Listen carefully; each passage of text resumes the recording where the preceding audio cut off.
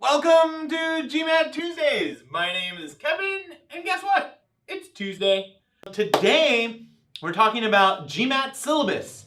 Basically, we want to talk about how to build a syllabus and what your syllabus should look like.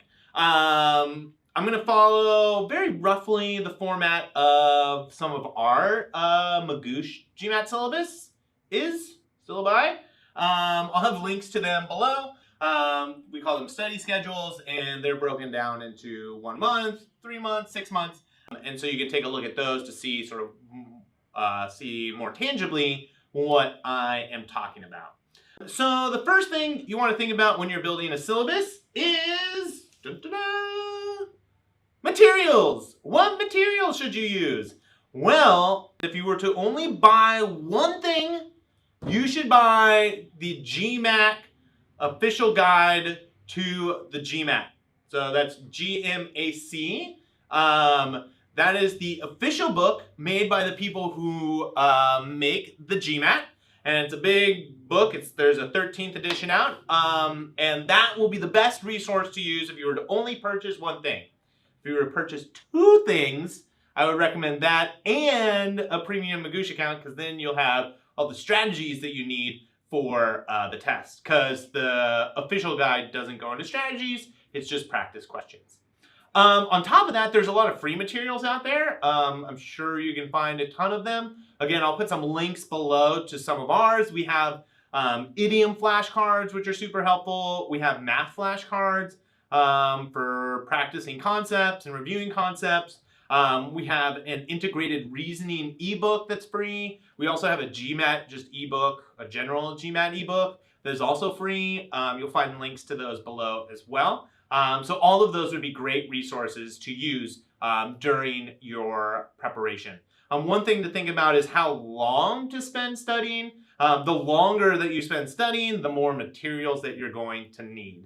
And so you're going to need to take that into consideration as well. Also, you're going to need some practice tests. There are some free practice tests out there. There's the GMAT Prep. They have 2 practice tests.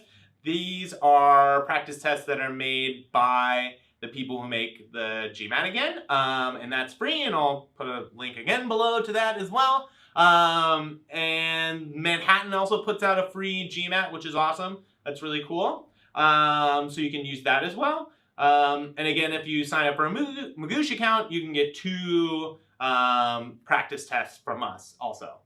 So you'll definitely want some practice tests to help prepare for the test. All right. If you're curious about how long you should spend studying, there's going to be a video out. It's either out or it's going to be out soon about how long you should study for the GMAT. I recommend watching that video to get a sense of how long your syllabus should be. Okay, let's talk about what to do each day. So when you're building your syllabus, you're going to kind of map out what you're going to study, but you need to think about what are you going to do each day when you sit down to study. And the answer is on another board. A little of everything. So don't limit yourself to just doing one thing. You don't want to just do math questions for 2 hours straight. That is not beneficial nor advisable. I recommend doing a little bit of math, a little bit of verbal, a little bit of reading about strategies or reading about the question types, watching some lesson videos, watching GMAT Tuesdays even. And so you're breaking up your studying by doing lots of different things. And that's really going to be most beneficial. And it's actually a lot more fun to have a lot of different things to do and switching between them throughout your study time, as opposed to just doing one thing for 2 hours straight, and that's really boring. So dedicate, 20 minutes to one thing and then switch to another thing.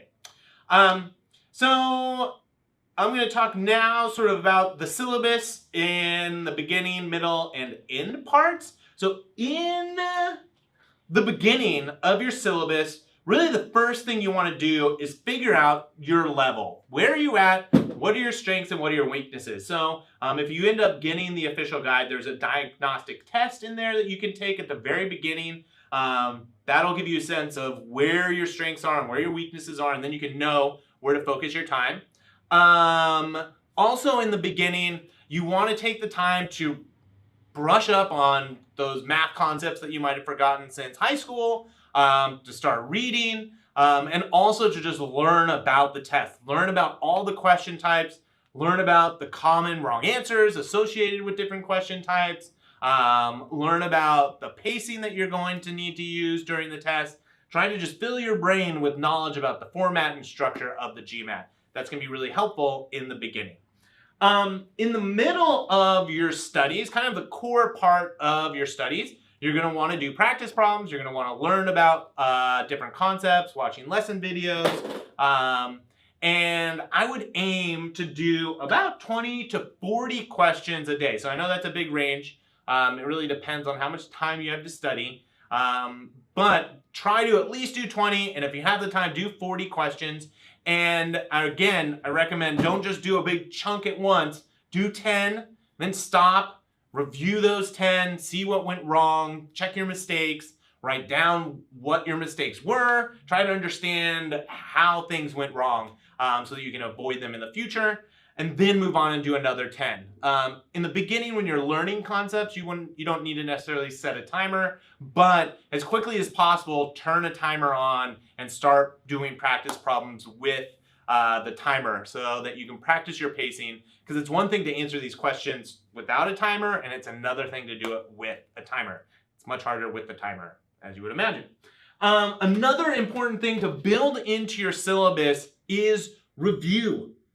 I know it sounds crazy, but you need to review things that you did yesterday, last week, or even last month. The more that you can review something, the more you're going to lock that information into your brain. You're going to build that information into your brain and make it a core memory. And so, don't write in your materials. Don't like mark answers or solve problems in the book. Do it on a separate piece of paper so you can go back to those problems and do them again.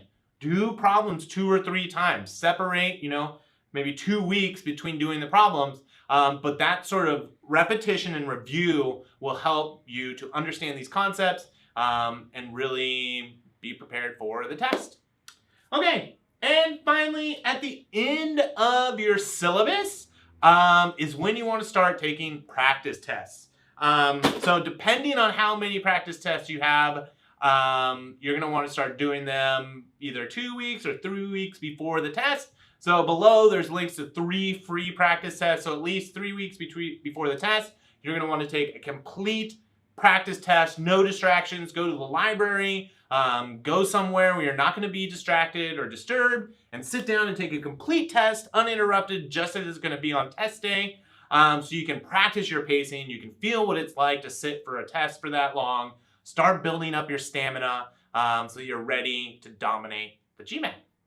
All right, so those are my general recommendations for building a syllabus. Again, we have some Magoosh study schedules that I recommend looking at if you're wondering how to build it or what they should look like. And my last point for you is the more that you can put time into your syllabus early on and build up a plan that goes all the way to your test, the more time you get to spend actually preparing for the test.